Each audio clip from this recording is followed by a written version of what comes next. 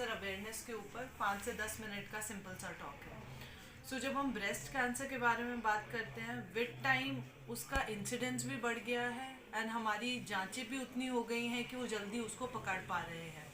तो अगर हम आज अगर रिस्क देखें तो किसी ना किसी के घर में किसी के जानने वालों को कोई ना कोई कैंसर से पीड़ित है। पर अभी भी उसके अगेंस्ट इतने मिसकंसेप्शंस हैं, इतने डाउट्स हैं। बहुत से पेशेंट हमारे पास तीसरे चौथे स्टेज में आते हैं इस वजह से कि गांठ में कोई दर्द नहीं हो रहा था तो हमने चेक नहीं कराया। कैंसर की गांठ कभी भी दर्द नहीं करती है, वो पेनलेस होती है। इवन जब बढ़ भी जाए, चौथी स्टेज में भी आ जाए, तब भी वो पेनलेस रहती है। दूसरा मिथ है कि कैंसर को अगर हम सुई मारेंगे उस गांठ को तो वो फैल जाएगी। वैसा बिल्कुल भी नहीं है। कैंसर की हम जांच ही तब कर सकते हैं जब उसको सुई मार के माइक्रोस्कोप के अंदर कैंसर सेल्स दिखते हैं। बिना अगर कोई बोल रहा है कि मैं बिना सुई की जांच या बायोप्सी के कैंसर का इलाज कर दूंगा तो वो झूठ बोल रहा है।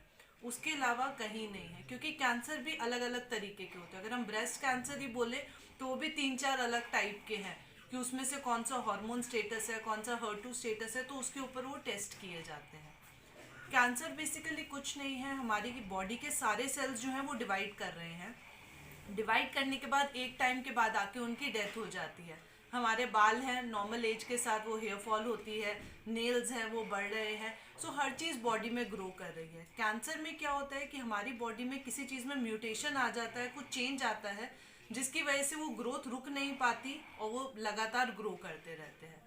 बहुत सी पेशेंट 30 से 40 साल के बीच में एज में देखा होगा कि ब्रेस्ट में लंप है, वो हार्मोनल चेंजेस की वजह से फाइब्रो एडिनोमा हो जाता है। वो कैंसरस नहीं है। उसका इवन अगर हम ऑपरेशन भी ना कराएं तो ऐसा नहीं है कि वो कैंसर में कन्वर्ट हो जाएगा। पर कोई भी लंप है उसका टेस्ट ज़रूर कराएं, उसकी जांच ज़रूर कराएं, देखने के लिए कि क्या दिक्कत आ रही है उसके अंदर।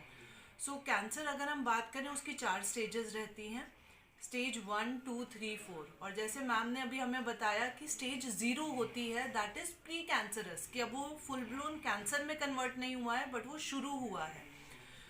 उस टाइम पे अगर हम सर्जरी कर दें तो हो सकता है आगे कीमो और कोई और ट्रीटमेंट की भी ज़रूरत ना पड़े। पहली स्टेज में कैंसर सिर्फ ब्रेस्ट में है, छोटी साइज़ का है।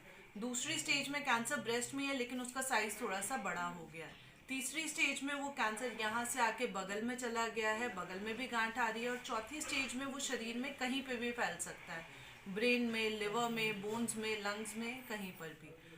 वो ध्यान रखना है। अभी भी अगर हम बोले तो ब्रेस्ट कैंसर में 10 साल तक भी सर्वाइवल 90% से ऊपर है।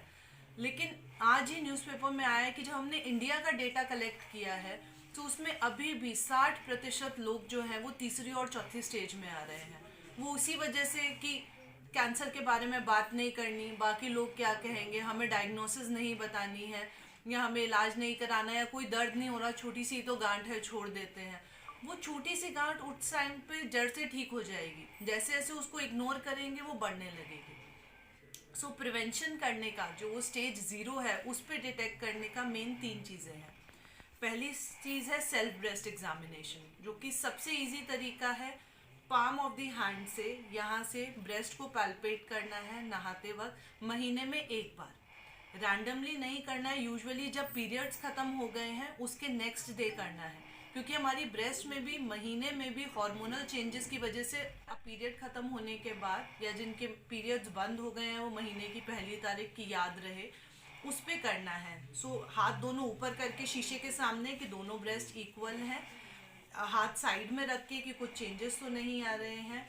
इससे पूरी ब्रेस्ट में एग्जामिन करना है, बगल में एग्जामिन करना है कि कोई गांठ महसूस तो नहीं हो रही। तो ये सारी टेस्ट करना बहुत ज़रूरी है। अगर कोई गांठ महसूस हो रही है तो उसकी टेस्ट ज़रूर कराएं, जिसको हम बोलते हैं क्लिनिकल ब्रेस्ट एग्जामिनेशन, जो डॉक्टर चेक करते हैं। वो चेक करके बताते हैं कि वो कैंसर जो गांठ है वो कैंसर की है या हार्मोनल चेंजेस की वजह से फाइब्रोएडिनोमा तो नहीं है। एंड तीसरी चीज़ है मैमोग्राफी या अल्ट्रासाउंड। 40 साल की जो यंग महिलाएं हैं उनमें हम अल्ट्रासाउंड करते हैं। 40 के ऊपर 1 से 2 साल में एक बार मैमोग्राफी ज़रूर कराएं। मैमोग्राफी कुछ नहीं है, ब्रेस्ट का एक्सरे है एक टाइप का, जो 2 साल में एक बार कराना चाहिए। तो उसमें अगर कोई स्टार्टिंग के कोई चेंजेस भी हैं इवन मिलीमीटर में, वो भी डिटेक्ट हो सकते हैं, तो वो ज़रूर कराना है। अगर हम कैंसर के इलाज की बात करें तो 3 ही मेन इलाज हैं, surgery, radiation and medical oncology या कीमोथेरेपी जो हम देते हैं। सो वो 3 हैं जो आप करा सकते हैं। कीमोथेरेपी के अंदर फिर अलग अलग टाइप आ जाती है, आजकल इम्यूनोथेरेपी आ गई है, हार्मोन थेरेपी आ गई है, इंजेक्शंस आ गए हैं। गोली चल रही है, उनको 1 साल तक इंजेक्शन चले थे या हमें गोली नहीं लिखी, वो क्योंकि सबका अलग अलग टाइप के कैंसर होते हैं, तो वो देखना ज़रूरी है कि आपका कैंसर किस टाइप का है। अगर हम प्रिवेंशन की बात करें तो ये 3 चीज़ें, ब्रेस्ट एग्जामिनेशन, मैमोग्राफी, दूसरा वेट। जितना वेट आपका इंक्रीज करेगा उतने आपकी हार्मोनल इरेगुलरिटीज़ बढ़ेंगे। अगर हम आज देखें तो बच्चों में पीसीओएस और पीसीओडी स्टार्ट हो गया है। अगर हम उसका भी ट्रीटमेंट करें तो ट्रीटमेंट कुछ नहीं है, एक्सरसाइज करके वेट कंट्रोल करना है, आपका हार्मोन अपने आप होगा।